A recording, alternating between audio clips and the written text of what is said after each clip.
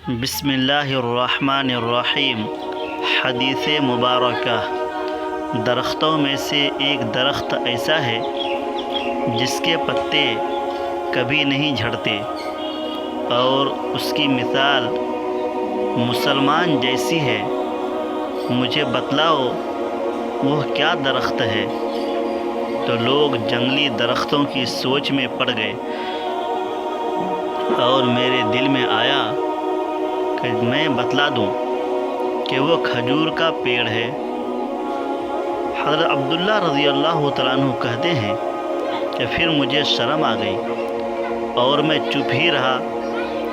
تب لوگوں نے عرض کیا، یا رسول اللہ صلی اللہ علیہ وسلم، آپ ہی خود اس کے بارے میں بتلائیے۔ آپ صلی اللہ علیہ وسلم نے ارشاد فرمایا، وہ کھجور کا درخت ہے۔ حضرت عبداللہ رضی اللہ عنہ کہتے ہیں کہ میرے جی میں جو بات تھی وہ میں نے اپنے والد حضرت عمر رضی اللہ تعالیٰ عنہ کو بتلائی۔ وہ کہنے لگے کہ اگر تو اس وقت کہہ دیتا تو میرے لیے ایسے قیمتی سرمایہ سے زیادہ محبوب ہوتا۔ یہ حدیث نمبر 131 ہے۔ حضرت امام بخاری رحمۃ اللہ علیہ اس حدیث شریف کو صحیح بخاری شریف میں نقل کیے ہیں۔ اللہ کے نبی صلی اللہ علیہ وسلم صحابہ کرام کے مجمع میں ہوتے تھے،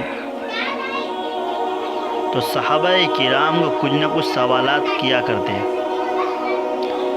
ایک مرتبہ حضور پاک صلی اللہ علیہ وسلم جس مجلس میں تھے، اس مجلس میں حضرت عبداللہ رضی اللہ عنہ بھی تھے۔ ہمارے نبی نے سوال کیا کہ ایک درخت ایسا ہے کہ اس کے پتے نہیں جھڑتے اور وہ مسلمان کی طرح ہے، بتلاؤ وہ کون سا درخت ہے؟ حضرت عبداللہ رضی اللہ عنہ کہتے ہیں کہ میں جانتا تھا کہ وہ کھجور کا درخت ہے، لیکن میں چپ رہا اور کوئی صحابہ نہیں بتائے۔ بعد میں اللہ کے نبی صلی اللہ علیہ وسلم نے ارشاد فرمایا کہ وہ کھجور کا درخت ہے۔